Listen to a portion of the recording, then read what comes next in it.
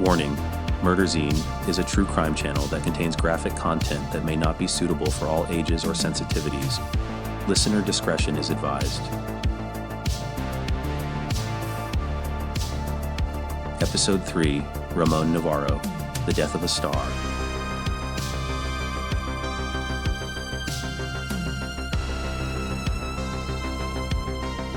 The Hollywood star known worldwide as Ramon Novarro was born Jose Ramon Gil Samaniego in Durango, Mexico on February 6, 1899.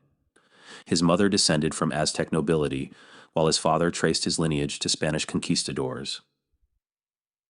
Novarro's wealthy family fled Mexico in 1913 during the Revolution, joining a wave of immigrants settling in Los Angeles.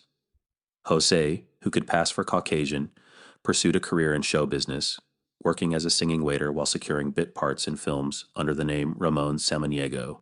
On a director's advice, he later adopted the last name Novarro. After roles in over 100 films, Novarro earned his first major contract in the silent epic Joan, the Woman, starring Geraldine Farrar. From then on, he worked exclusively with top stars and directors. Under MGM, he starred in 29 films, including Ben-Hur, Scaramouche, The Prisoner of Zenda, The Arab, and The Student Prince. His role in Ben-Hur, 1926, made him a global star.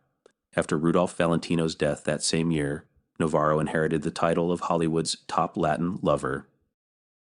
Yet fame came at a price. Forced into stereotypical ethnic roles that denied his heritage, Novarro grew determined to assert his Mexican identity. He funded glamorous portraits of himself in traditional Mexican regalia, becoming the first Latin American actor to succeed in Hollywood. Despite his success, Novarro never loved acting. His true passion was singing. Though he toured successfully in Europe and South America, he knew his fame hinged on film. Lonely, every day I'm lonely, tenderly I'm yearning, wonder if you miss me too.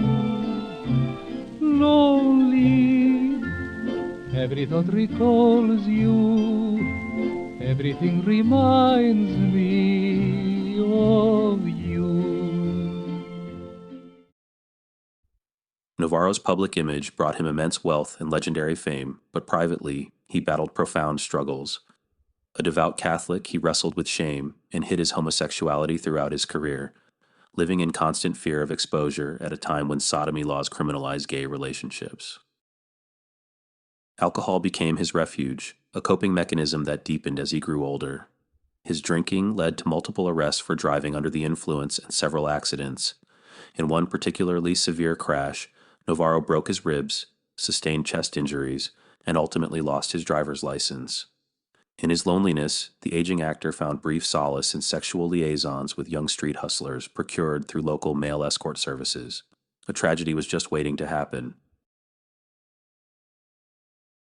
On the morning of October 31st, 1968, Edward Weber entered Novarro's home at 3110 Laurel Canyon Boulevard to begin his daily task of helping the actor write his autobiography. Finding overturned furniture and bloodstains throughout the house, Edward discovered Novarro's nude, bludgeoned body in the master bedroom. The 69-year-old star had suffered a brutal beating. Blood found at the scene was dry, indicating the murder occurred hours earlier. With no sign of forced entry, police believe Novarro knew his killer. Investigators found a critical clue: bloody clothing, denim pants, a shirt, and underwear, discarded on a neighbor's fence. The autopsy confirmed Novarro had been bound with an electrical cord and died from suffocation after choking on his own blood, caused by facial fractures and lacerations. Police were also faced with unsettling clues. On a mirror, some words were scrawled in eyebrow pencil: "Us girls are better," followed by a homophobic slur. A bedsheet bore the name Larry written in ink, a red herring, as Novarro could not have written it with his hands bound. Despite these ominous signs, newspapers refrained from openly speculating about Novarro's sexuality. Instead, they described him with coded language as a lifelong bachelor, a subtle nod to readers familiar with the subtext. Days later, police arrested two brothers, Paul Robert Ferguson, 22, a house painter, and Thomas Scott Ferguson, 17, a runaway. Evidence, including fingerprints and witness testimony, quickly implicated the pair. At the trial, the prosecution presented a chilling narrative. Paul and Thomas had come to Novarro's home under false pretenses. Paul had obtained Novarro's phone number and called. He introduced himself as a relative of Larry, one of Novarro's acquaintances, and offered his sexual services. They arranged to meet for dinner, and after an evening of partying, the brothers demanded money, believing Novarro kept $5,000 hidden in the house. In reality, he had just $45 in his wallet. The deputy district attorney said he intended to show that Paul and Thomas Ferguson tortured Ramon to death while trying to find out where he hid his money. The attorney described how the 69-year-old former film heartthrob was beaten and then taken into a shower and revived so he could be questioned further. It was revealed that the primary murder weapon was a silver-handled cane, ironically a memento from one of Novarro's early films. Brenda Lee Metcalf, Thomas's girlfriend, provided key details at the trial. Testifying before the grand jury, she revealed that Thomas had called her during the murder. Thomas claimed they visited Novarro because he was going to get them into the movies. Later, he admitted they were looking for $5,000 hidden somewhere in the house. Brenda recalled hearing screams in the background during their call. Thomas then hung up by saying, "Well, I better go now because I'm going to see what's happening. I don't want Paul to hurt Ramon." Paul Ferguson's estranged wife, Mary Ortega, also testified. She revealed the identity of Larry, the name scrawled several places at the murder scene, as her brother, Larry Ortega. Scrawling the name was Paul's clumsy attempt to frame someone else for the crime. Witnesses, including a friend who saw the brothers the night of the murder, testified to their guilt. Victor Nichols, a real estate investor, recounted Paul admitting, "Tom hit Ramon. Ramon is dead." The defense strategy was chaotic. The brothers blamed each other, with Paul claiming he slept through the crime due to alcohol. "I was just sad because Ramon was dead," he said under questioning. Thomas suggested Paul pressured him to take the blame since, as a minor, he couldn't face the death penalty. Paul's attorney asserted his client had no reason to kill Ramon because he thought the actor was a nice guy and because Ramon said he might become a superstar. Paul claimed, "Novarro said I could be a young Burt Lancaster or another Clint Eastwood." On September 17, 1969, Paul and Thomas Ferguson were convicted of first-degree murder and sentenced to life in prison. Paul and Tommy Ferguson, brooding and handsome, became unlikely idols in their own right, attracting attention from women even while in prison. Pop culture seized on their notoriety.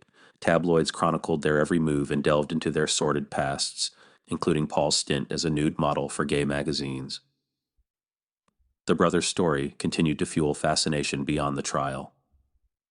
In 1973, Truman Capote interviewed Paul for television, and Novarro's brutal death, along with the Fergusons' roles in it, became fodder for countless sensational books and biographies. Prison life affected the brothers differently. Paul seemingly thrived, finding structure and even winning a Penn Award for his short story Dream No Dreams. Thomas struggled, spending years in solitary confinement for attempted escapes and drug use. The brothers never spoke again after their 1976 release, a mere 7 years after the crime.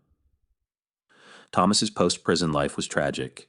He was convicted of sexual assault in 1987, rearrested for failing to register as a sex offender, and died by suicide after slitting his own throat in 2005. Despite showing earlier promise, Paul, too, reoffended, returning to prison in 2012 for sexual assault. He was beaten to death by another inmate in a Missouri prison in 2018, still serving his 60-year sentence. After serving only 7 years for the murder of Novarro, it feels like karmic justice that he died in much the same way as his victim. Ramon Novarro's legacy is one of extraordinary talent overshadowed by personal struggles. His tragic death became a dark chapter in Hollywood history, one that encapsulates both the allure and the pitfalls of fame. Novarro's story also stands as a haunting reminder of the violence rooted in homophobia and the pressures of living a closeted life. It is unfortunate that Novarro is often remembered more for the secrets he kept and his brutal demise than for his groundbreaking achievements. As a pioneer of Latino representation in cinema and one of Hollywood's leading sex symbols of the day, he played a vital role in shaping American film history.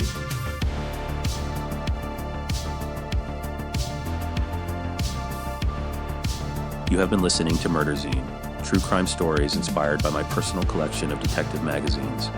Please like and subscribe to hear more as episodes are released. Visit Murderzine.com for our links and contact information or to submit story ideas. Thank you for listening. Stay safe out there.